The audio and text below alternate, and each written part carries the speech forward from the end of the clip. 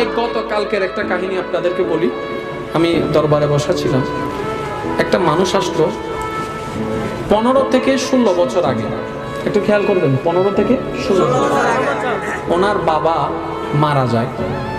মারা যাওয়ার পরে ওনার বড় চাচা যেটাই হোক, ওনাদের যে সম্পত্তির ভাগ দেওয়ার কথা ওইটা আর দেয় নেই, বরঞ্চ ওনার মাকে এবং ওনার একটা বোনকে ঘর থেকে বের করে দেয়।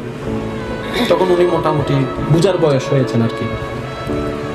এরপরে ওনারা চলে গেলেন ঢাকায়। আল্লাহর কি মেহেরবানি, আমি বলছি একটু শুনেন। কেউ না থাকলে আমরা একটা কথা বলি, যার কেউ নাই। এবার দেখেন, মাকে নিয়ে উনি চলে গেলেন, ছোট বোন না মোটামুটি বয়স হয়েছে বুঝার। এবার ঢাকায় যাওয়ার পরে সাইদাবাদের ওইখানে বাস কাউন্টার থেকে নামার সময় একজন মধ্যবয়স্ক মোটামুটি ওনার সাথে একটা মানুষের সাথে দেখা হয়। তো ওনাদের গাড়ি ভাড়াটাও তেমন ছিল না। তো বাস থেকে নামার পরে ওই ব্যক্তিটা চিন্তা করলেন, আমি যদি কোনো একটা কুলির কাজ করি এখন, তাহলে কিছুটা টাকা তো পাবো, কিছু টাকা পেলে আমার মাকে আমার বোনকে কিছুটা তো খাওয়াইতে পারবো। এটা হচ্ছে পুরুষ জাতি।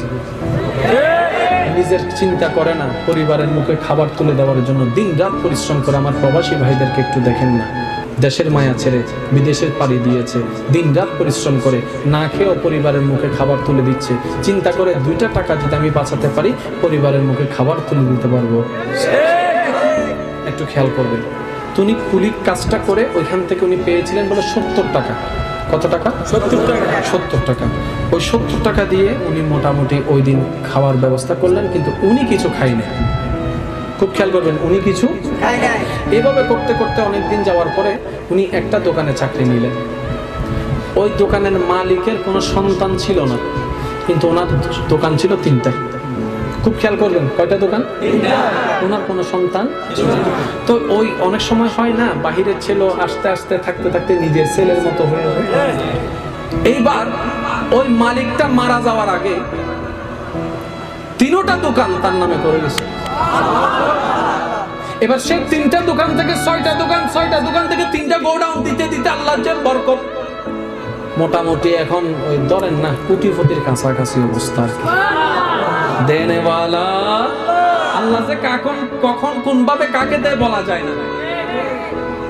এইবার সে মানুষটা অনেকদিন পরে তার মা বলে যে, চল তোর বাবার কবরটা একটু জিয়ারত করে আসি, তোর তো গাড়ি টাড়ি হয়েছে, হ্যাঁ একটু গ্রামের বাড়িতে যাবো।